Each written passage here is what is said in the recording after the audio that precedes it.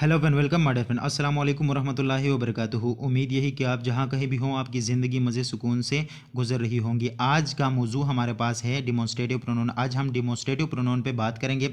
जिस तरह आप लोगों के इल्म में है कि हमने चंद लेक्चर रिकॉर्ड किए हैं इंग्लिश ग्रामर की, और हम पर्टिकुलरली प्रोनोन पे आ चुके थे, और पर्टिकुलरली हमने 3-4 लेक्चर किए हैं प्रोनोन की कैटेगरी पे। आज हम डिमॉन्स्ट्रेटिव प्रोनोन पे आ चुके हैं, और इस वीडियो में हम डिटेल में बात करेंगे कि हमारे पास डिमॉन्स्ट्रेटिव प्रोनोन कौन सा है, और डिमॉन्स्ट्रेटिव एडजेक्टिव के बारे में भी आप इस वीडियो में बात करेंगे। यहाँ पर जो जितने लोग भी आते हैं कि हमारे पास ग्रामर बहुत मुश्किल है, उनको ये मसला दरपेश होता है कि वो सही तरीके से समझ नहीं पाते कि ग्रामर हमसे रिक्वायर क्या करता है, एक्वायर क्या करता है। कभी कभार एक वर्ड हमारे पास एक सेंटेंस में एज अ प्रोनाउन यूज़ होगा, कभी कभार वो एज अ एडजेक्टिव भी यूज़ हो सकता है, कभी कभार वो हमारे पास एज अ कंजंक्शन भी इस्तेमाल हो सकता है। हमने आगे एग्जाम्पल आपके लिए रखे हैं, लेकिन यहाँ पर मैं आपको बता दूं कि हमारे पास डिमॉन्स्ट्रेटिव प्रोनाउन वो प्रोनाउन होते हैं जो डायरेक्ट करते हैं, जो इशारा करते हैं किसी चीज़ की तरफ, वो हमारे पास डिमॉन्स्ट्रेटिव प्रोनाउन कहलाते हैं। यहाँ पर देखते हैं कि demonstrative pronoun and demonstrative adjective, यहाँ पर हमने जो है उसको एक दूसरे के साथ लिखा कि हमारे पास डिमॉन्स्ट्रेटिव एडजेक्टिव और डिमॉन्स्ट्रेटिव प्रोनाउन, ताकि उनमें से आप फ़र्क जो है वो जहन नशीन कर ले।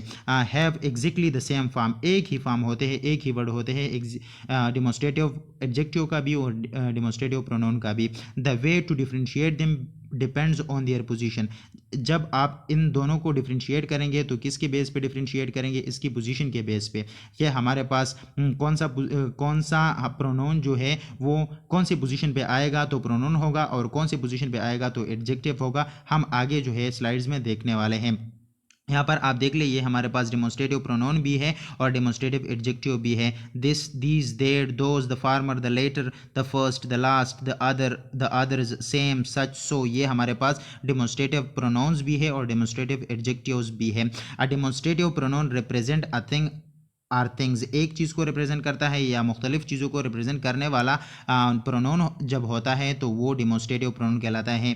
जब वो डिस्टेंस या टाइम में, नज़दीक वक्त में हुआ हो या नज़दीक फासले पर हो, तो इसके लिए हम दिस इस्तेमाल करते हैं या दीज इस्तेमाल करते हैं। जब वो डिस्टेंस में दूर हो या टाइम में दूर हो तो इसके लिए हम देट इस्तेमाल करते हैं या दोज इस्तेमाल करते हैं। हम फिर ये भी देख लेते हैं कि हमारे पास दिस तो इस्तेमाल होता है नियर के लिए, टाइम में या डिस्टेंस में, लेकिन ये सिंगुलर है। और हमारे पास देट तो इस्तेमाल होता है फार डिस्टेंस या टाइम के लिए, लेकिन ये हमारे पास क्या है, सिंगुलर है। प्लूरल के लिए हम दीज इस्तेमाल करते हैं, नियर के लिए और फार के लिए हम दोज इस्तेमाल कर सकते हैं। यहाँ पर आप देख सकते हैं एग्जाम्पल भी यहाँ पर उन्होंने दे रखा है कि हमारे पास दिस लगाया गया है, ये इसके साथ नज़दीक है, और देट लगाया गया है, ये इसके साथ क्या है, दूर है, और ये सिंगुलर है और ये भी सिंगुलर है। इस एग्जाम्पल को आप गौर से देखें, हमारे पास दीज लग गया है लेकिन नज़दीक के लिए और प्लूरल के लिए, यहाँ पर दोज लगाया गया है हमारे पास दूर के लिए और प्लूरल के लिए। एग्जाम्पल भी आप देख सकते हैं कि दिस टेस्ट्स गुड,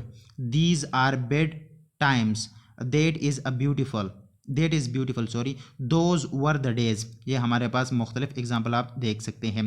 फिर इसके बाद आपको एहतियात से काम बरतना होगा कि हमारे पास कौन सा हमारे पास डिमॉन्स्ट्रेटिव प्रोनाउन है और कौन सा हमारे पास एडजेक्टिव है। The word that has 4 main functions, that हमारे पास है, ये मुख्तलिफ फंक्शन कर रहा है।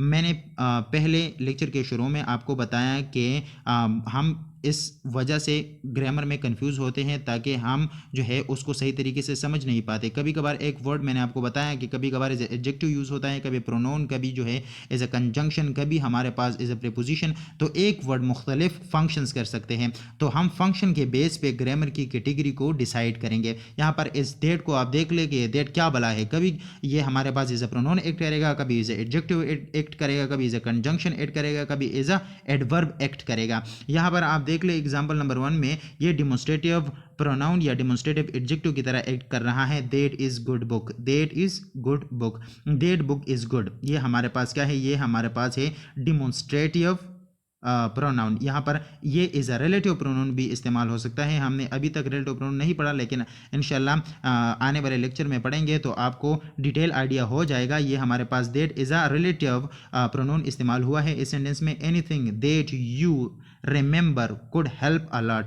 इस एग्जाम्पल को थोड़ा मैं समझा लूँ कि दैट इस्तेमाल हुआ है ये रिमेनिंग सेंटेंस को इस एनीथिंग से मिलाने के लिए, तो इस वजह से ये हमारे पास रिलेटिव प्रोनाउन कहलाएगा। ये इज अ कंजंक्शन भी काम करता है। He said that he had been there before. दो हमारे पास क्लासेस है, इन दो क्लासेस को जो हमारे पास कनेक्ट करने वाला वर्ड है वो दैट है, तो इस वजह से ये दैट यहाँ पर जो इज़ अ कंजंक्शन यूज इस्तेमाल हुआ है। यहाँ पर देख ले ये दैट इज़ अ एडवर्ब इस्तेमाल हो चुका है। The snow was that high, ये हमारे पास क्या है, यानी इस स्नो के बारे में बात कर रहा है, यानी ये स्नो जो है वो बहुत हाई है, तो यहाँ पर ये इज़ ए एडवर्ब इस्तेमाल हो रहा है। तो आपने इस एग्जांपल से ये समझा कि ग्रामर में किसी भी कैटेगरी की डिसीजन के लिए आपने जो है इसके फंक्शन को ध्यान से देखना है कि ये क्या फंक्शन कर रहा है हमारे पास सेंटेंस में, तो इसी वजह से फिर हम डिसाइड करेंगे कि ये कौन सी कैटेगरी है ग्रामर की। फिर हम यहाँ पर देख लेते हैं, do not confuse the demonstrative pronoun with the demonstrative adjective. आपने जो है वो डिमॉन्स्ट्रेटिव प्रोनाउन और डिमॉन्स्ट्रेटिव एडजेक्टिव में कंफ्यूज नहीं होना। दे आर आइडेंटिकल, ये हमारे पास एक जैसे होंगे, लेकिन इस फर्क से आप जो है उससे डिसाइड करेंगे कि ये हमारे पास डिमॉन्स्ट्रेटिव एडजेक्टिव है या डिमॉन्स्ट्रेटिव प्रोनाउन है। डिमॉन्स्ट्रेटिव प्रोनाउन स्टैंड्स एलान, ये आपने जो है वो समझना है, ये इंपॉर्टेंट पॉइंट है कि हमारे पास जितने भी डिमॉन्स्ट्रेटिव प्रोनाउन होंगे वो अकेले ही आएंगे। ये जो हमारे पास है वो नाउन के साथ नहीं आएंगे। पर्टिकुलरली नाउन के साथ जो कोई भी डिमॉन्स्ट्रेटिव प्रोनाउन आया तो वो डिमॉन्स्ट्रेटिव प्रोनाउन नहीं होगा, वो हमारे पास क्या होगा, डिमॉन्स्ट्रेटिव एडजेक्टिव होगा। यहाँ पर आप देख ले, word demonstrative adjective qualify a noun, ये नाउन को क्वालिफाई करेगा और नाउन के साथ आएगा। यहाँ पर आप देख ले, दैट स्मेल्स, वो जो है वो बू कर रहा है, तो यहाँ पर डिमॉन्स्ट्रेटिव प्रोनाउन है ये दैट स्मेल्स, यहाँ पर किसी भी नाउन नहीं है, तो ये दैट हमारे पास यहाँ पर क्या है, डिमॉन्स्ट्रेटिव प्रोनाउन है। और यहाँ पर दैट बुक, द दैट इस्तेमाल हुआ है यहाँ पर, लेकिन दैट बुक इस्तेमाल हुआ है, ये बुक हमारे पास क्या है, नाउन है, तो इस वजह से ये हमारे पास दैट क्या है, दैट हमारे पास एज अ डिमॉन्स्ट्रेटिव एडजेक्टिव है। तो आपने ये बात जहन में रखनी है कि जब कभी भी डिमॉन्स्ट्रेशनल वर्ड इस्तेमाल हुए, एलान यानी अलहदा यानी सोली इस्तेमाल हुए, तो वो हमारे पास डिमॉन्स्ट्रेटिव प्रोनाउन की कैटेगरी में हम काउंट करेंगे, और जब ये नाउन के साथ इस्तेमाल होंगे तो ये हमारे पास क्या होगा, डिमॉन्स्ट्रेटिव एडजेक्टिव।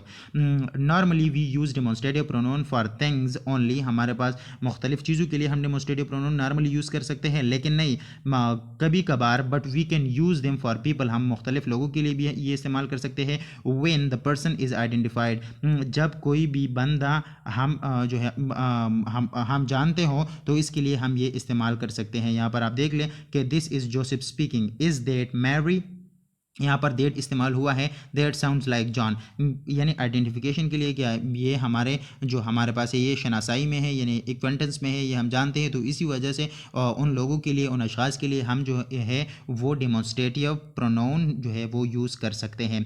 फिर इंशाल्लाह अगले लेक्चर में हम इंटरोगेटिव प्रोनाउन पर बात करेंगे। तब तक के लिए अपना ख्याल